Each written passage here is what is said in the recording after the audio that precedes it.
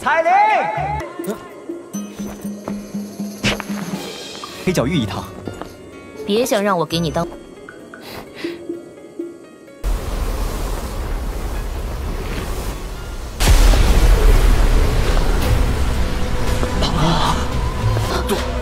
杜宗，这个女人，她怎么会出现在这儿？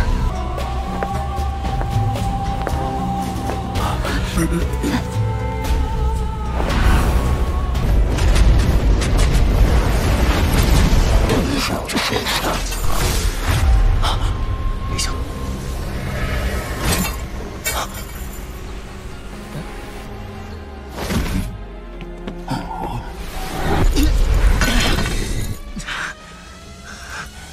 又要救我，又对我这么不客气，这要是这家伙突然出现，韩风这个混蛋现在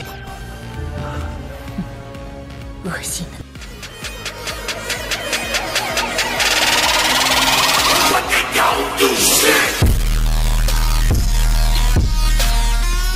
Xiao yang terkejut ketika dia mendengar seruan terkejut yang dipancarkan dari mulut Raja Serigala Abu-Abu.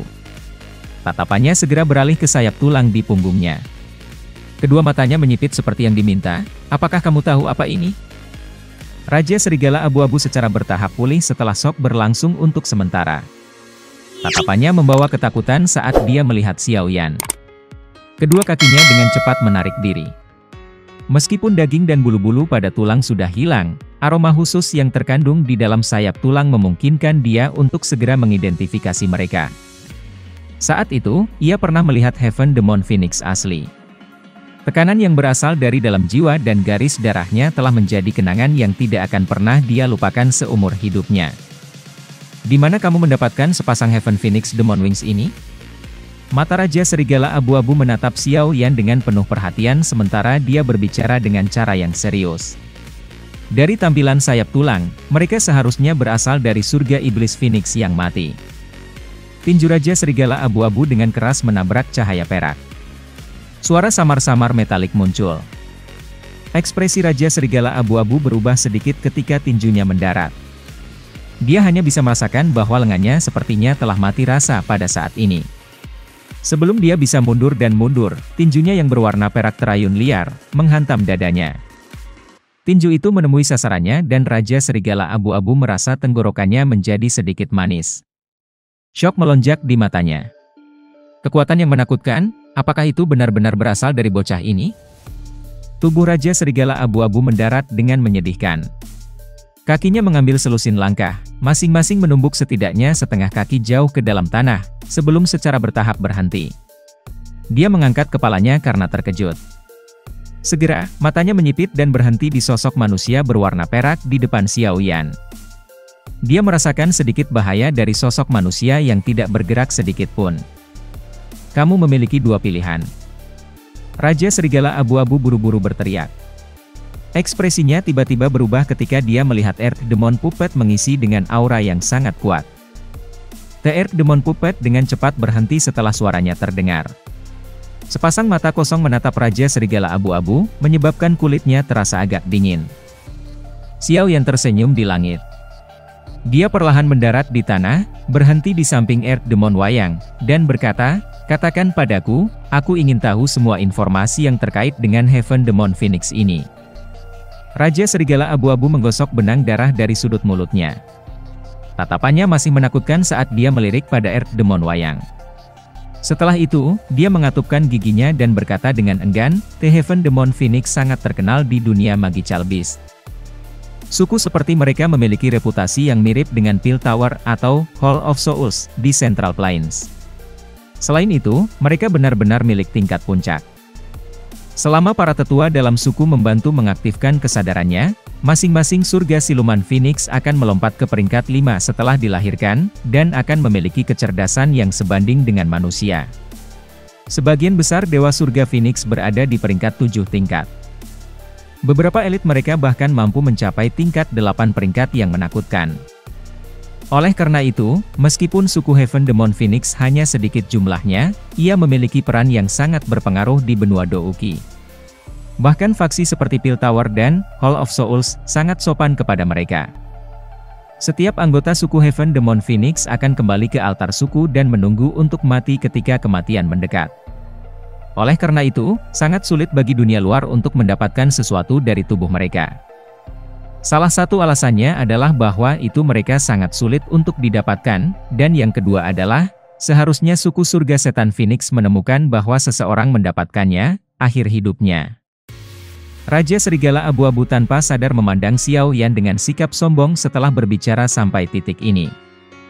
Api unggun memancarkan api samar di dalam hutan yang gelap. Cahaya menyebar, menyebabkan hutan dalam radius 100 meter akan dicelup dengan cahaya merah redup.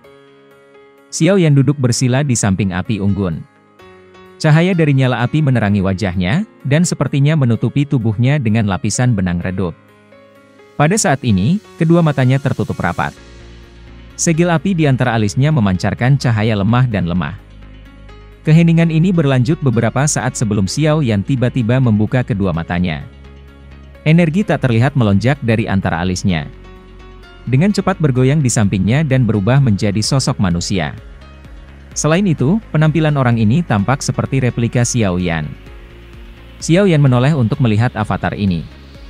Dia samar-samar dapat melihat cahaya yang dipancarkan dari api melalui tubuhnya. Kekuatan avatar ini seharusnya hanya di kelas Do Uling. Lagi pula, waktu itu ada terlalu pendek. Jika itu adalah seseorang dengan mata tajam, orang itu akan bisa tahu apa itu sekilas. Xiao Yan mengerutkan kening dan dengan lembut bergumam. Menurut metode pelatihan dalam pikiran Xiao Yan, langkah pertamanya adalah membentuk avatar. Jika seseorang berhasil membentuk avatar, yang perlu dilakukan selanjutnya adalah memanaskan avatar ini hingga ia mengendalikan kekuatan yang mirip dengan kekuatan Sang Pencipta. Meskipun ini mudah dikatakan, sangat sulit untuk melakukannya. Mengingat kemampuan Fei Tian, dia hanya mendapatkan avatarnya untuk mencapai tingkat menengah meskipun telah mengasahnya selama bertahun-tahun. Masih ada jarak yang sangat jauh sebelum mencapai tingkat penguasaan. Selain itu, Xiao Yan baru saja menyelesaikan langkah pertama. Ada celah besar hingga langkah selanjutnya. Xiao Yan memutuskan dalam hatinya.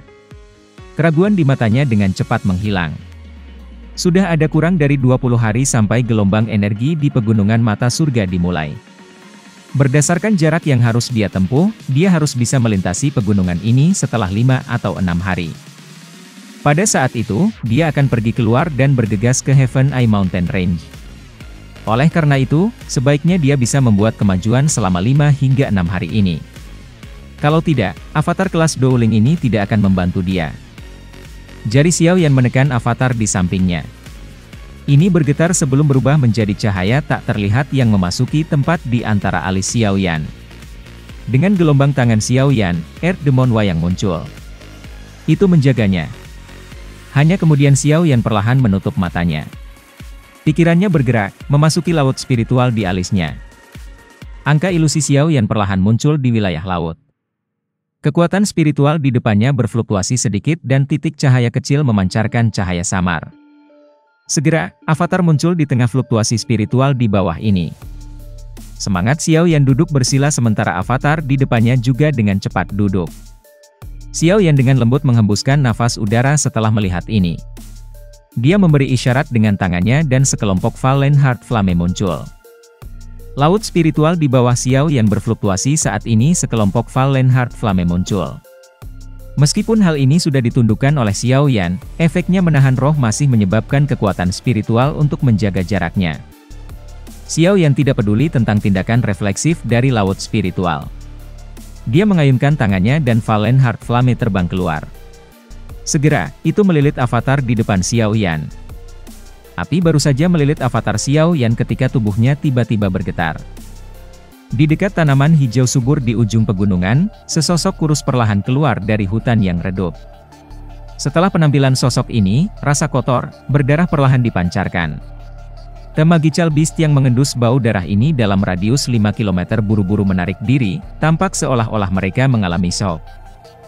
Berjalan melalui pegunungan ini telah menghabiskan hampir 20 hari waktu Xiao Yan. Dia juga berkemah di alam liar selama 20 hari. Meskipun itu cukup sulit, hutan yang luas itu memang tempat yang bagus untuk mengasah seseorang. Saat ini, penampilan Xiao Yan agak sengsara dengan darah berbagai sihir beast berantakan tersebar di pakaian dan rambutnya. Dia tampak seperti seorang barbar. Perasaan berbahaya sebelumnya tentang dia pada dasarnya menghilang pada saat ini. Namun, ketika mata hitam gelapnya terangkat, orang yang sensitif akan dapat merasakan bahwa perasaan bahaya tidak benar-benar hilang. Sebaliknya, itu tersembunyi di dalam tulang Xiao Yan.